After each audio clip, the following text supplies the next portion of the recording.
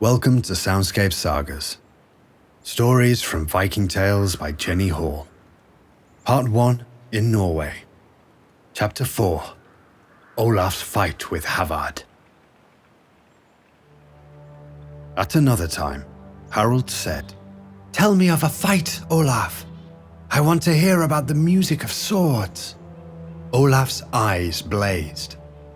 "I will tell you of our fight with King Havard," he said. One dark night, we had landed at a farm. We left our wave runner in the water with 3 men to guard her.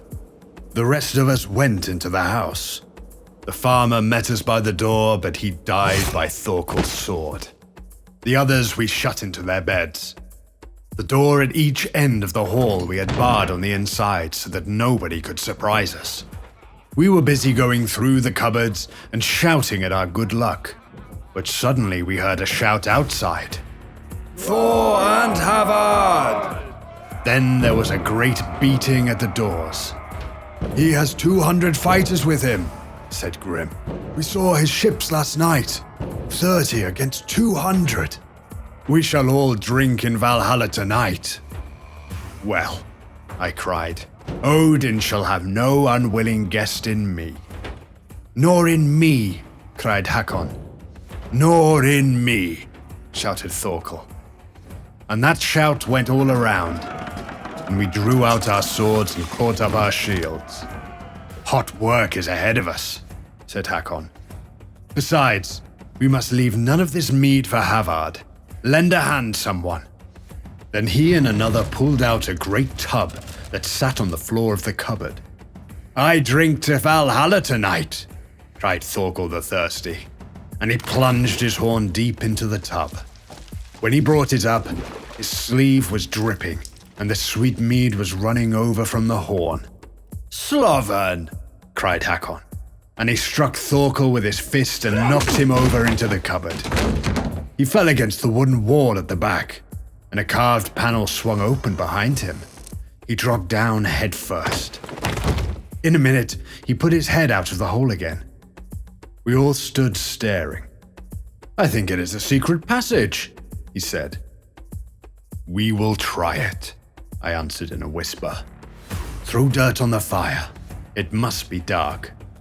So we dug up dirt from the earth floor and smothered the fire. All this time there was a terrible shouting and hammering at the doors, but they were of heavy logs and stood. "I with 4 more will guard this door," I said, pointing to the east end. Immediately 4 men stepped to my side. "And I will guard the other," Hakon said, and 4 went with him. "The rest of you, down the hole," I said. "Close the door after you. If luck is with us, we shall meet at the ships. Now Thor and our good swords help us. Quick, the doors are giving way." So we 10 men stood at the doors and held back the king's soldiers. It was dark in the room, and the people out of doors could not tell how many were inside. Few were eager to be the first in. "30 swords are waiting in there to eat up the first man," we heard someone say. We chuckled at that. But the king stood in the very doorway and fought. Our 5 swords held him back for a long time, but at last he pushed in and his men poured after him. We ran back and hid behind some tubs in a dark corner. The king's men went groping about and calling, but they did not find us. The room was full of shouting and running and swords clashing, for in the dark and the noise the men could not tell their own soldiers. More than one fell by his friend's sword. When it was less crowded about the doorway, I whispered, "Follow me in double line. We will make for the ships. Keep close together." So that double line of men, with swords swinging from both sides, ran out through the dark. Swords struck at us, and we struck back. Men ran after us shouting, but our legs were as good as theirs. But I and Hakon and 1 other were all that reached the ship. There we saw our wave runner, with sail up and bow pointing to open sea. We swam out to her and climbed aboard. Then the men swung the sail to the wind, and we moved off.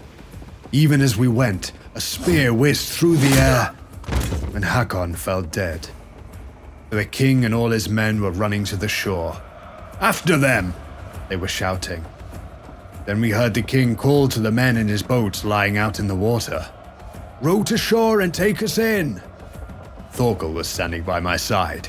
At that he laughed and said, "They do not answer. He left but a handful to guard his ships. They tasted our swords." And we went aboard and broke the oars and threw the sails into the water. It will be slow going for Havard tonight. Then he turned to the shore and sang out loudly, "King Havard's ships are dead. Olaf's dragon flies. King Havard stamps the shore. Olaf skims the waves. King Havard shakes his fist. Olaf turns and laughs." That was the end of our meeting with King Havard. Thank you for listening. Please join me again to hear another story. Until then, farewell.